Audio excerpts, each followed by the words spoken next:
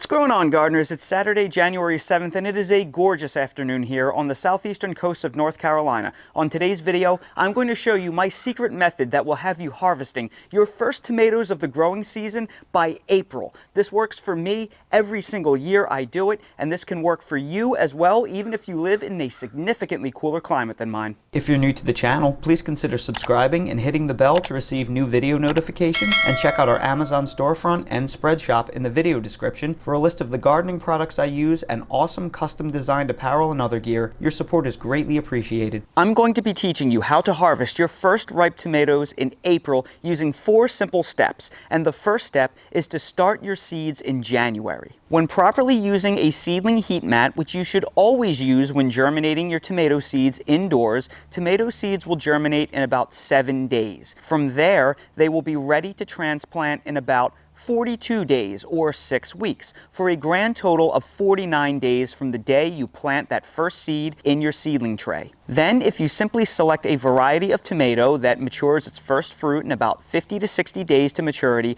that means that you will be picking your first fruit anywhere from 99 to 109 days from the day you first sow that seed. So, if you want to be harvesting your first ripe tomato by late April, that means you need to, generally speaking, plant your seed in about mid-January. Now that I've given you the proper dates to begin your tomatoes, it's very important that you use a proper seedling heat mat in order to help them germinate on time. If you don't use one of these seedling heat mats, they can take up to 2 weeks to germinate and they will grow a lot more slowly. So this will cut your germination time in half, maybe even in a third. And if you want to know where I buy all of my seedling heat mats, they are all linked down below in my Amazon storefront under the list Seed Starting Supplies. My second secret is to choose early determinate varieties of tomatoes that have a days to maturity in the 50 to 60 day range and that are also particularly developed for cool weather. 2 of my favorite varieties of early tomatoes are Siletz and Rosella Purple.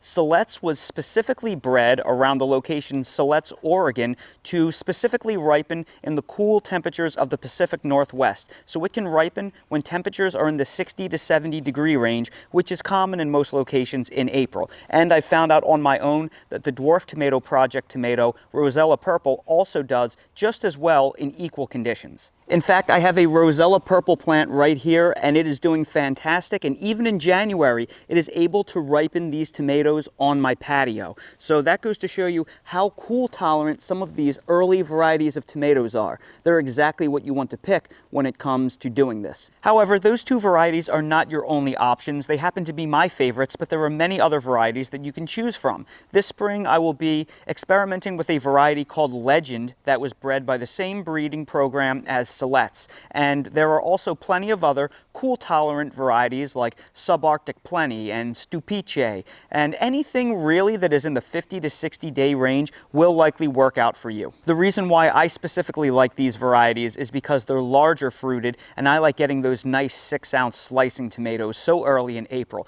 But if you like smaller varieties and cherry varieties, you can get varieties that will ripen even earlier. My third secret is the secret that makes this all possible, and that secret is to plant your transplants in number 7 grow bags. The Siletz tomato that I just showed you is grown in a number 7 grow bag, and you can see just how small and light this tomato is. And these dwarf tomato and determinate varieties, they do great in this type of grow bag, and because they're so light, that means you can carry them in and out as needed when it gets cold. Frost dates only exist outdoors. They don't exist inside your house, and that's the crux of this entire method. If you were to start your tomato seedlings as I instructed in mid-January, that means that you will be transplanting them into your number 7 grow bags come early March. And come early March, while most locations are still getting frosts and freezes, they become much more infrequent, and most nights don't frost and freeze anymore, and almost every single day is frost-free. So by the time March rolls around, frost and freezes get so infrequent that it's not really a big deal to simply carry in your plants if it's going to freeze at night. And that's all that I do. It's warm enough that I can bring the plant outdoors in the day so it can get full sun and grow nice and big and strong. And then if I see that the weather forecast is going to be below 42 degrees Fahrenheit, that to me is a potential risk because I live in a cold spot that can be 5-6 degrees below forecast on really calm, clear nights.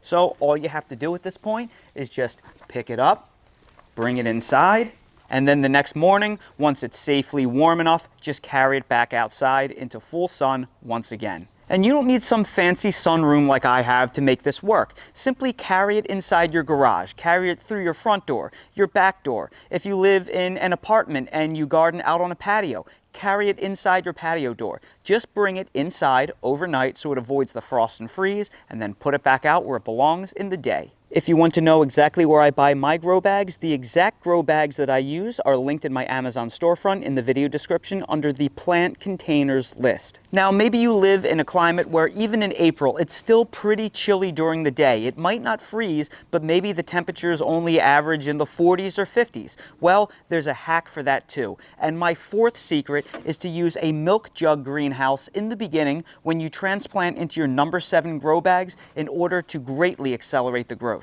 I'm going to be pushing the boundaries further than I ever did before growing tomatoes early, so I already have some tomato transplants started, and this is Rosella Purple and Silettes, my 2 favorite early tomato varieties, and I'm going to show you exactly how you should plant these in the spring. Even if you live in a pretty mild climate like I do, it's still pretty chilly some days in March. So this is really advisable when you have your young tomato transplants. So right here I have a number 7 grow bag that's pretty much ready to go. So let's just pretend that I'm going to transplant this tomato right here. And this is the exact size of a 6-week transplant would typically be. So we would plant that.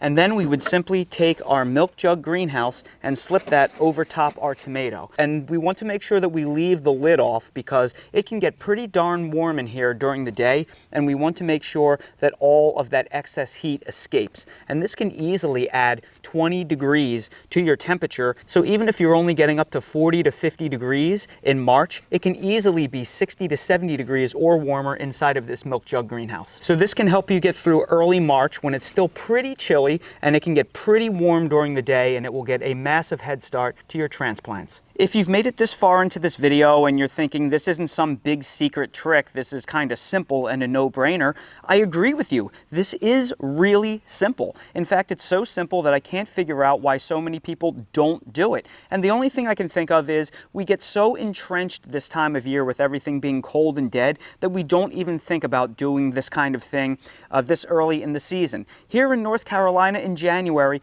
just look at everything I'm growing. I'm growing cherry peppers on this 4-year-old pepper plant that I've been overwintering. I'm growing Roma-type tomatoes. I'm growing those beautiful Rosella Purple tomatoes that you see. And if I can do this in North Carolina in January, I know even you guys in Michigan or Wisconsin or Minnesota can do this in March and April, because it's way warmer in March and April in Wisconsin than it is in January where I live in North Carolina. So if I can do it and it's this easy and I can get these kind of results with the worst weather and the shortest days, I know you guys can do it in spring. In fact, let's pick one of these gorgeous Rosella Purple tomatoes right now.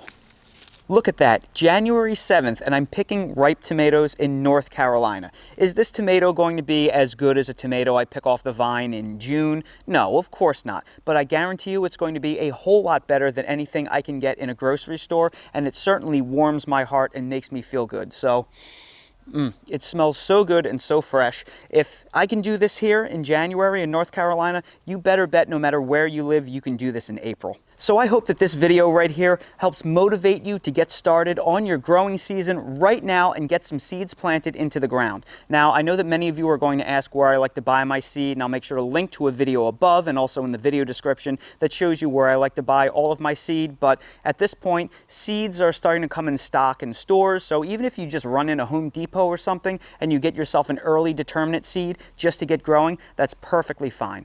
So everybody, I sure hope you found this video helpful. If you did, please make sure to hit the like button, subscribe to the channel, and ring that notification bell so you're notified when we release more videos like these. If you're curious about any of the products that I used in this video or that I use in real life in my garden, they are all linked down below in my Amazon storefront link in the video description. So expand the description, click on the Amazon link, and you'll see everything I use in real life organized by lists. If you have any questions, please ask them down in the comments section below. And if you want to support the channel, consider purchasing something from my spread shop link below. Thank you all so much for watching, and I hope to see all of you again on the next video. We know that Dale is an Italian dog, or at least has an Italian dad, because he loves raw macaroni.